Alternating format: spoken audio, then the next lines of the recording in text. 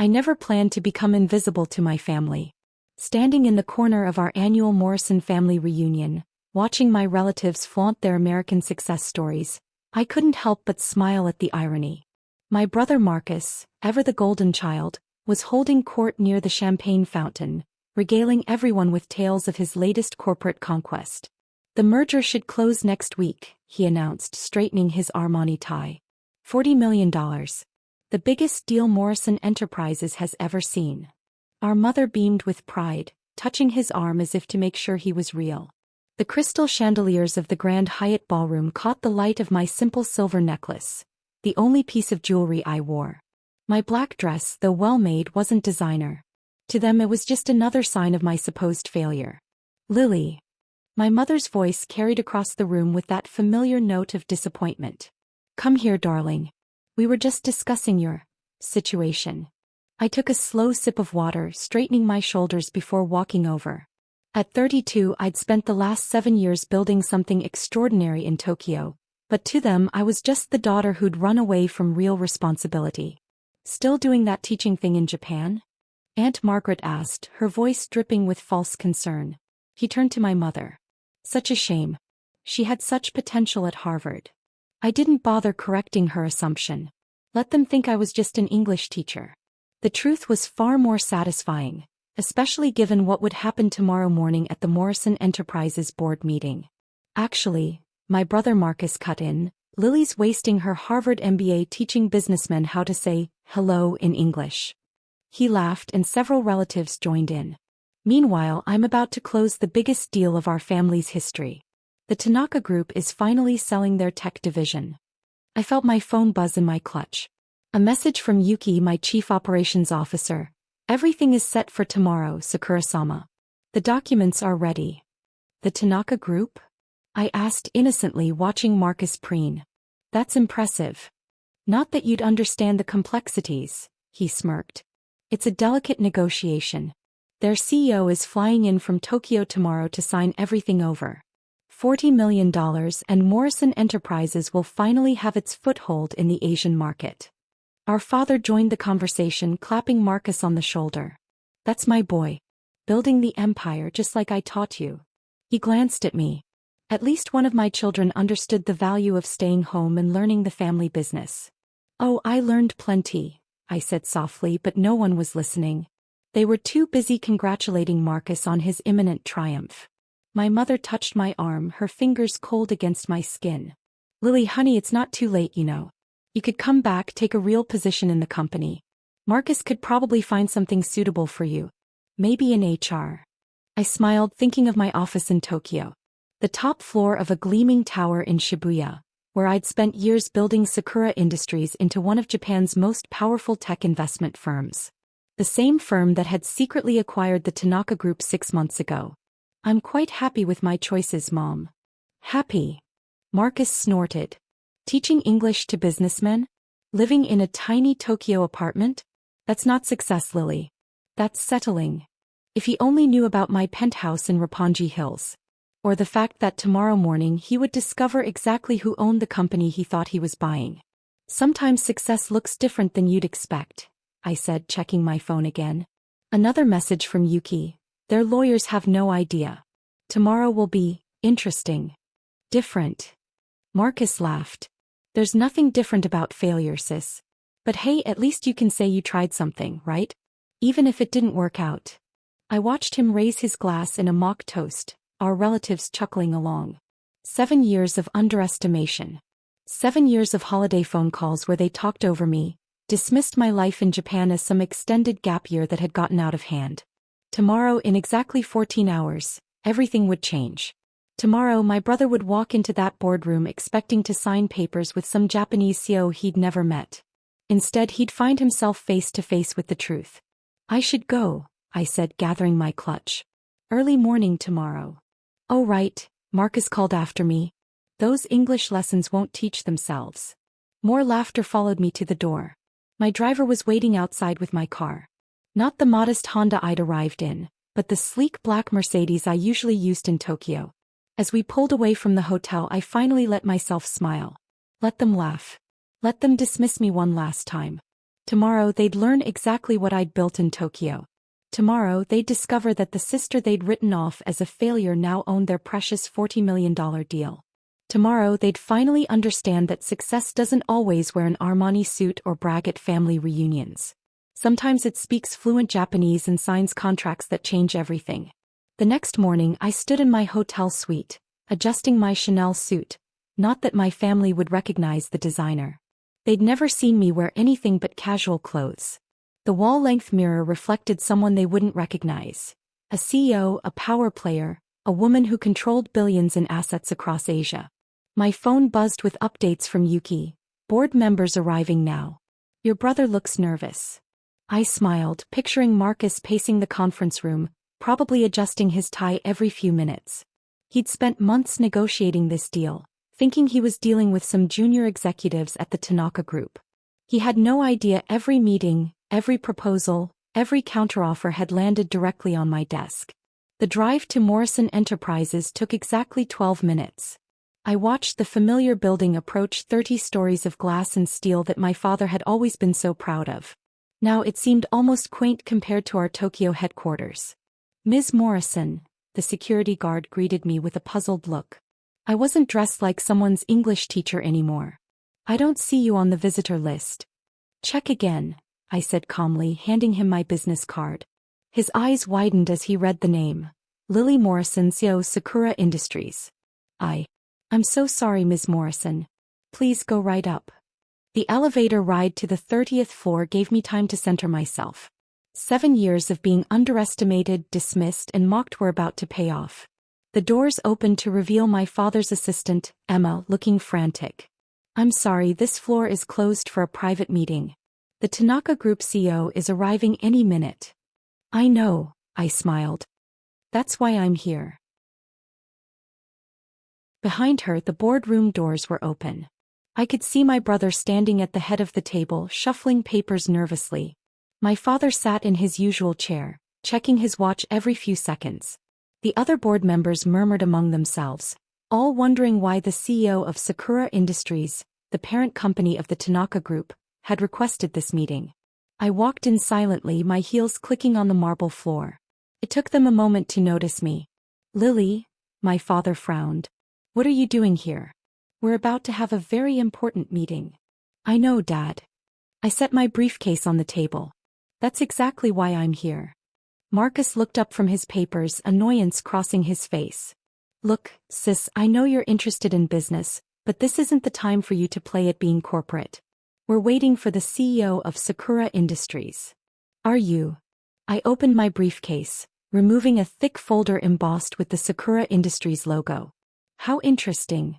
The room fell silent as I walked to the head of the table, the spot Marcus had been standing in. He didn't move. Lily, my father's voice held a warning tone. This is not the time for games. Oh, I completely agree. I pulled out my phone, pressing a button. The large screen on the wall came to life, showing a live feed from our Tokyo office. Yuki and our entire executive team sat ready, watching. Good morning, Sakura-sama, Yuki said clearly. The board is assembled and ready for your decision regarding the Morrison acquisition. The room erupted in confused whispers. Marcus's face had gone pale. My father stood up so quickly his chair crashed backward. What is this? He demanded. I smiled, finally letting 7 years of hidden triumph show. This, Dad, is business. Real business. I turned to the screen. Yuki, please display the ownership documents for the Tanaka Group. The screen filled with legal documents, prominently displaying Sakura Industries' complete ownership of the Tanaka Group, and my signature as CEO.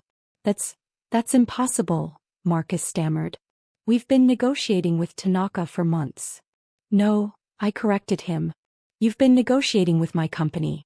Did you really think a $40 million acquisition would be handled by junior executives?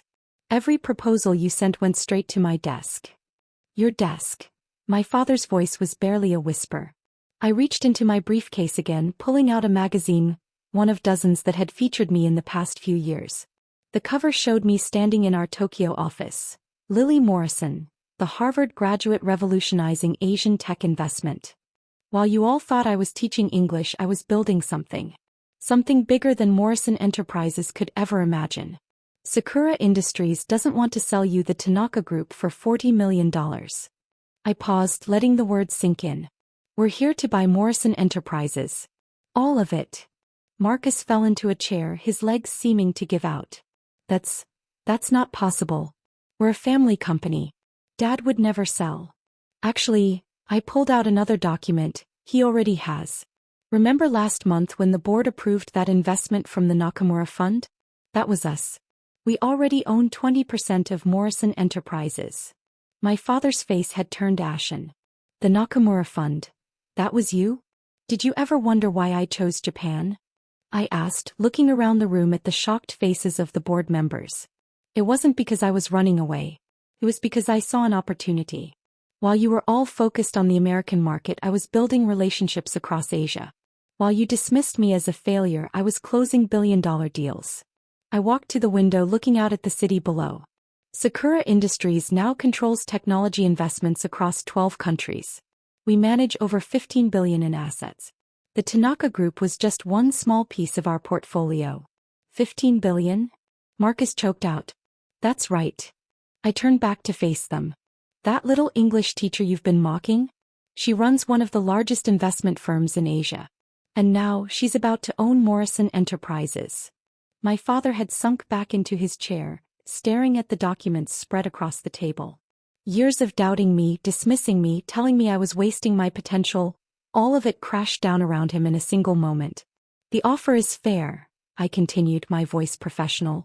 We'll maintain the Morrison name, keep most of the current employees. But management will change. Effective immediately. You can't do this, Marcus protested weakly. We're family. I smiled, remembering all the family reunions, all the snide comments, all the times they'd laughed at my failure. You're right, we are family. And families should support each other, shouldn't they? Instead you mocked me, dismissed me, told everyone I was wasting my life. I placed a final document on the table. Consider this my response. The board members were already reaching for the papers, recognizing the inevitable. My father hadn't moved, still staring at the magazine cover showing his supposedly failed daughter standing atop Tokyo's business world. The papers need to be signed today, I said, checking my watch. I have a flight back to Tokyo tonight. Unlike some people, I actually have a company to run.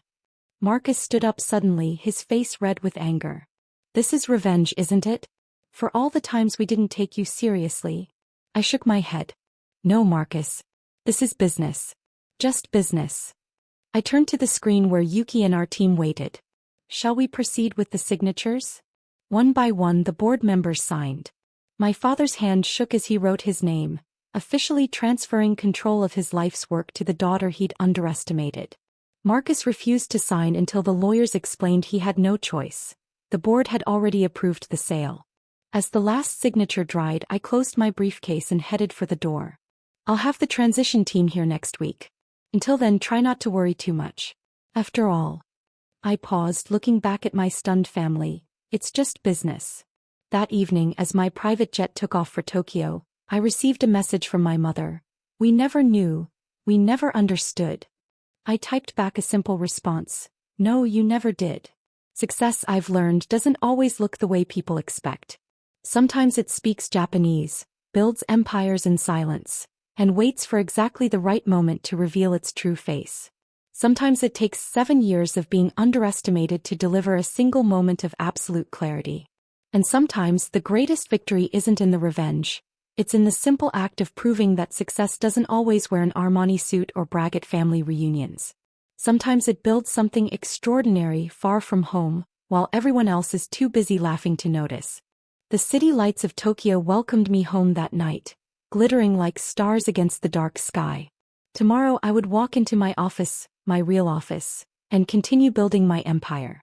Let them think what they want about their little English teacher. I know exactly who I am. And now, finally, so do they.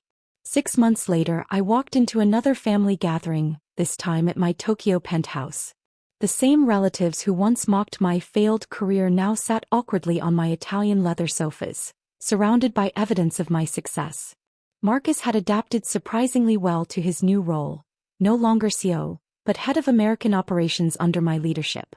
He'd finally learned to respect not just my position but my vision. My father still struggled with the change, but even he couldn't deny the numbers. Morrison Enterprises had tripled in value since the acquisition. I got it wrong, he said quietly, joining me on the balcony overlooking the Tokyo skyline. All those years I thought success only looked one way. I sipped my sake, remembering all the times he'd dismissed my choices. Success isn't about looking powerful, Dad. It's about being powerful. And smart enough to let others underestimate you until the right moment. My mother tried harder than anyone to make amends, though her attempts were sometimes awkward. I've been learning Japanese, she announced proudly, though her pronunciation needed work. At least she was trying. The family dynamics had shifted permanently. No more mockery about my life choices, no more dismissive comments about teaching English. Now they spoke of me with a mixture of respect and caution, never quite sure what other surprises I might have hidden away. Did I forgive them? Perhaps. But I would never forget. The same determination that drove me to build Sakura Industries now drove me to expand it even further. The little girl they once underestimated now controlled an empire spanning multiple continents. As my guests left that evening, I caught my reflection in the window, still the same person, but now they finally saw me clearly. Success isn't always about proving others wrong. Sometimes it's about proving yourself right. And sometimes the greatest revenge isn't revenge at all. It's simply showing the world exactly who you've become while they were too busy laughing to notice.